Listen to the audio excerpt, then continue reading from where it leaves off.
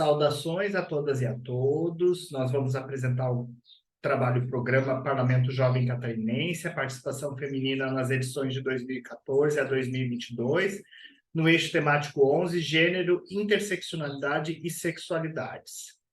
Eu sou o professor Luciano Dauch da Rocha, sou professor e pesquisador do Programa de Pós-Graduação em Educação da Unisul, trabalho com pesquiso educação para a democracia em contextos locais e globais e também sou um dos educadores do Núcleo de Educação para a Democracia da Escola da Alesc. Participa deste trabalho comigo também minha doutoranda, minha orientanda de doutorado, Bruna Baggio Crocetta, que é mestra em Direitos Humanos e também doutoranda em Educação aqui pela Universidade Sul de Santa Catarina. Bom, para apresentar esse projeto, nós comunicamos resultados parciais de uma pesquisa intitulada Parlamento Jovem Catarinense, Letramento Político e Educação para a Democracia em Santa Catarina. O objetivo geral é analisar os impactos do PJC no letramento político da juventude catarinense e na formação de novas lideranças. Os resultados parciais são de pesquisa exploratória feita sobre as últimas 13 edições do PJC entre 2014 e 2022. Para fazer uma contextualização sobre a Escola da Alesc e o programa Parlamento Jovem Catarinense, a Escola da Alesc existe desde os anos 2000 e atua também na execução de programas de formação política para a sociedade, debatendo democracia, equidade, respeito à diversidade, transformação política e social e transparência da atuação. Dentro da escola há o Núcleo de Educação para a Democracia, o NED, que é o setor responsável por programas junto à educação básica, sendo o Parlamento Jovem Catarinense um deles. Do Parlamento Jovem Catarinense são edições semestrais e delas participam 40 estudantes de ensino médio provenientes de 8 regiões do estado de Santa Catarina. Ainda sobre essa contextualização, a gente percebeu uma escassez de estudos sobre educação legislativa, não há estudos sobre a Escola da Alesc, poucos são os estudos sobre educação legislativa no Brasil. Destacamos pesquisas de Cosson, Martins e Barros, Coelho e Melo, Trindade, Lázaro Júnior e Silane. Portanto, é um campo de estudos profícuo e pouco explorado. E aqui no Brasil, especialmente, a gente observa que desde a redemocratização, cada vez mais casas legislativas vêm conduzindo programas de educação para a democracia. Pois é nestes espaços dentro das casas legislativas, que pessoas de diferentes procedências, classes, raças e gêneros convivem e travam embates que ditam os rumos das sociedades. Então, para fazer uma contextualização ainda, a gente, por estarmos vivendo o enfrentamento de uma conjuntura global de crise geral, este tipo de atuação, de ação do parlamento é importante na construção da educação para a democracia. As democracias liberais têm sido atacadas no mundo inteiro. Nancy Fraser afirma que vivemos uma conjuntura global de crise geral. Ela fala que os ataques às democracias liberais são a faceta política de uma crise generalizada, que se apresenta também como uma crise ambiental, social e econômica, e revela o esgotamento do neoliberalismo enquanto sistema. Dentro dessa crise, as sociedades e os estados estão diante de um cenário de ruptura. Ou constroem alternativas realmente progressistas que enfrentem a crise generalizada ou avançam rumo ao autoritarismo para que se perpetue um sistema baseado nos privilégios de classe, raça, gênero e nacionalidade. No caso catarinense, é preciso pensarmos educação para a democracia a partir dos problemas e questões locais, ultrapassando os limites das análises que centram seus pressupostos nos modelos de conduta em realidades exteriores. É positivo que o Legislativo articule suas ações de educação política com as escolas de educação básica. Ou seja, nosso entendimento, especialmente a partir de Mignolo e de outros autores da decolonialidade latino-americana, é que numa conjuntura de crise geral e especialmente de crise das democracias, as soluções para o enfrentamento disso são soluções que devem vir a partir dos locais e devem ser teorizadas a partir das experiências das populações, especialmente das populações do sul global. Então, como pergunta de pesquisa para esse grande projeto, em que nós estamos aqui apresentando resultados parciais, nós temos quais os impactos do Parlamento Jovem Catarinense no letramento político da juventude catarinense e na formação de novas lideranças.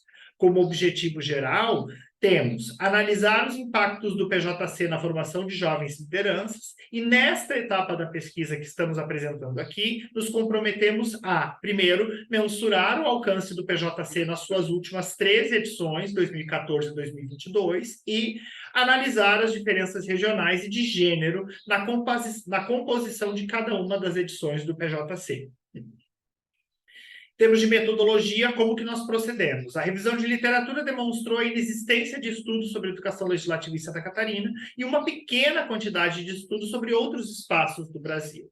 Portanto, nós elaboramos uma pesquisa exploratória sobre o histórico do PJC, consultando os documentos sobre as 13 últimas edições, de 2014 a 2022. Identificamos as escolas e os municípios participantes e quantificamos a participação feminina ao longo do tempo, por região do estado e no comparativo entre as regiões. Os dados foram sistematizados em uma planilha, permitindo o cruzamento das informações e a identificação de novas questões de pesquisa. Como resultados parciais, sobre o programa, o que nós podemos afirmar? Que para participar, as escolas se inscrevem no site da ALESC. São sorteadas 8 escolas, uma por região, a saber, Oeste, Meio-Oeste, Planalto Norte, Planalto Serrano, Sul, Nordeste, Vale do Itajaí e Grande Florianópolis. Cada escola elege 5 representantes, que recebem formação em temas como ciência política, processo legislativo estadual e valorização da democracia e da diversidade. Sob a orientação das educadoras e educadores do NED, as eleitas fundam um partido e elaboram uma proposição legislativa a ser apresentada e discutida com as colegas durante a vivência de uma semana na escola da ALESC.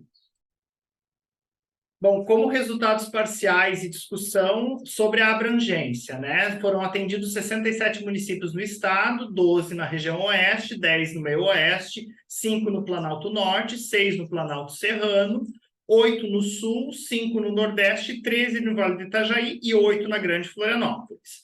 As cidades que estão marcadas aqui com destaque são cidades que receberam o programa mais de uma vez. Num total de escolas, foram 97 escolas que receberam o PJC, sendo 7 delas em 2 ocasiões. Escolas particulares são 14 e escolas públicas são 83. Como resultados parciais, o que a gente percebe, que é o título do trabalho que nós trazemos aqui, é uma maioria feminina, né? Nas 13 edições participaram 509 adolescentes, 282 meninas, ou seja, 55,5%. A participação feminina foi maior no Oeste e no Planalto Norte, superando 60%, seguindo do Meio Oeste, com 58,4%. O Planalto Serrano, Vale do Itajaí, o Nordeste e o Sul apresentaram ligeira maioria de participação feminina. E foi apenas na Grande Florianópolis que a participação feminina esteve abaixo dos 50%. Como resultados parciais, ainda sobre o protagonismo feminino, sobre o histórico das eleições para a presidência do PJC, observou-se que as meninas venceram em 9 das 13 edições, sendo uma no Meio-Oeste, uma no Oeste, uma do Meio-Oeste, uma do Planalto Norte, 2 do Planalto Norte, 3 do Planalto Serrano, uma do Nordeste e uma do Vale do Itajaí, e apenas as regiões Sul e a Grande Florianópolis jamais elegeram uma presidente mulher para o Parlamento Jovem Catarinense.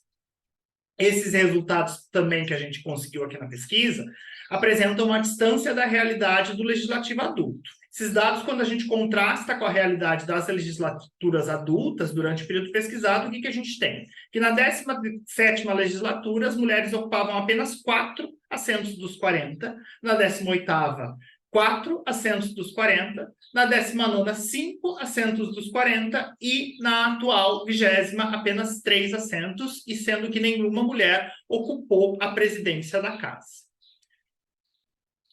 Nós trazemos, então, como considerações finais do nosso trabalho, que o Parlamento Jovem Catarinense tem alcançado um grande número de escolas, na sua maioria públicas, e cidades no estado de Santa Catarina. A participação de meninas nos deixa otimistas, pois a igualdade de gênero é pressuposto de uma sociedade plenamente democrática. Porém, esses dados devem ser problematizados em comparação com a participação feminina na ALESC, com a participação feminina adulta. Está a participação feminina na política catarinense a crescer?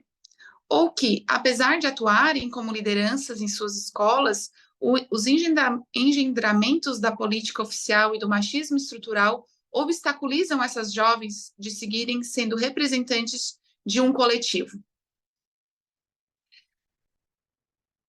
O programa Parlamento Jovem Catarinense traz essa ilustração da necessária tarefa da sociedade brasileira de educar a si e preparar novas lideranças para o amadurecimento da democracia. A carência de estudos sobre educação legislativa ofusca o importante trabalho dessas instituições e dificulta que escolas e docentes busquem apoio para seus projetos de educação política. Como etapas futuras dos nossos estudos, temos a análise das proposições legislativas das delegações, de todas as edições que já foram realizadas, também entrevistas com ex-presidentes, entrevistas com ex-participantes. Era isso que a gente tinha para apresentar para vocês hoje, agradecendo a atenção de todos.